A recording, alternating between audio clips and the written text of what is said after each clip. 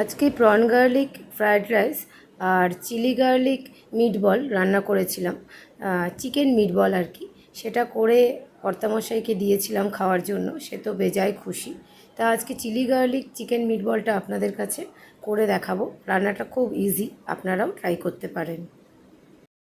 1 বছর বাদে আবার ভিডিও বানানো শুরু করলাম। দারুণ দারুণ, আমি একটু টেস্ট করে। এটা চিকেন মিটবল খাচ্ছ? এটা অসাধারণ। এটা কিন্তু খুব কম তেলে, মানে নমিনাল তেলে, আর চিকেন মিটবলগুলোকে স্টিম করে। রাইসের ভিডিওটা আরেকদিন দেব।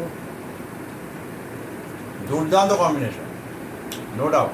ভালো হয়েছে, এক্সেলেন্ট।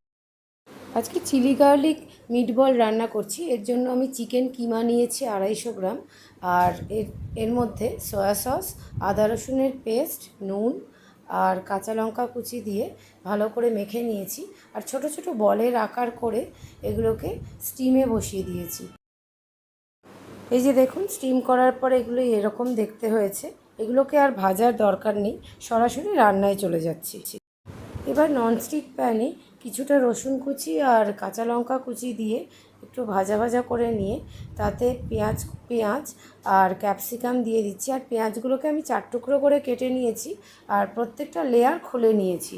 তাতে দেখতে বেশ ভালো লাগে আর খেতেও ভালো হয়। একটা আলাদা বাটিতে সুইট চিলি সস, এটা মার্কেটে অ্যাভেলেবেল, তার সাথে ডার্ক সয়া সস আর বেশ কিছুটা টমেটো সস অ্যাড করে নিচ্ছি এবং সেটা ভালো করে মিশিয়ে যে রান্নাটা করছিলাম তার মধ্যে দিয়ে দিচ্ছি।